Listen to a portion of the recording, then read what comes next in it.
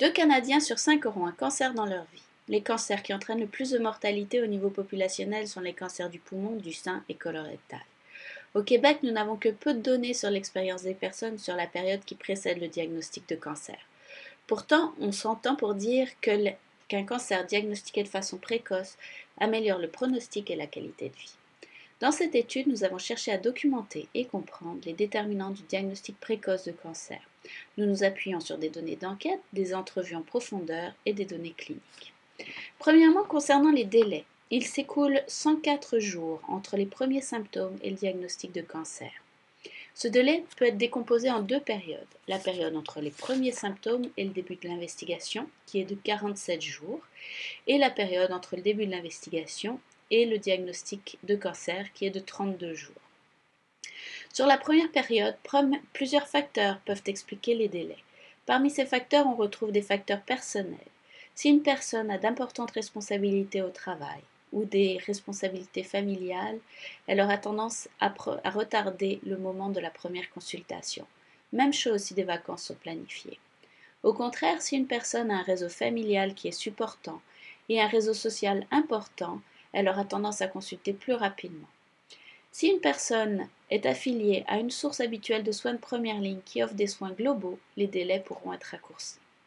Concernant la deuxième période entre le début de l'investigation et le diagnostic, on note que les patients experts, qui sont ceux qui navigueront le mieux à travers le système de santé, présentent des délais plus courts.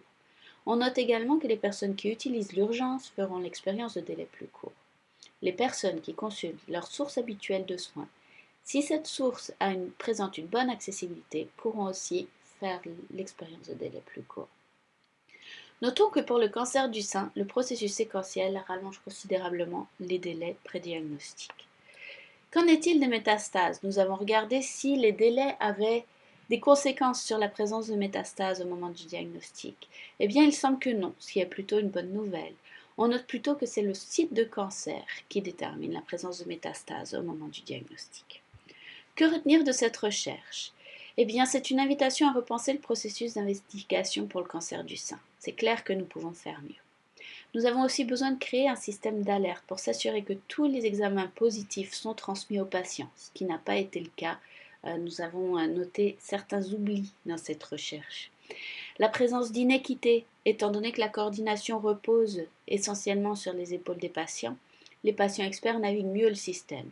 Donc, ça crée, même dans un système universel, différentes vitesses d'accessibilité. Finalement, il ne faut pas hésiter à encourager vos proches à consulter. Et j'aimerais vous laisser sur les 2 tableaux que l'artiste visuel Anouk Sugar a créés pour cette recherche. Elle a inclus des verbatims des patients qui montrent qui illustrent à quel point les proches peuvent jouer un rôle dans le diagnostic précoce de cancer.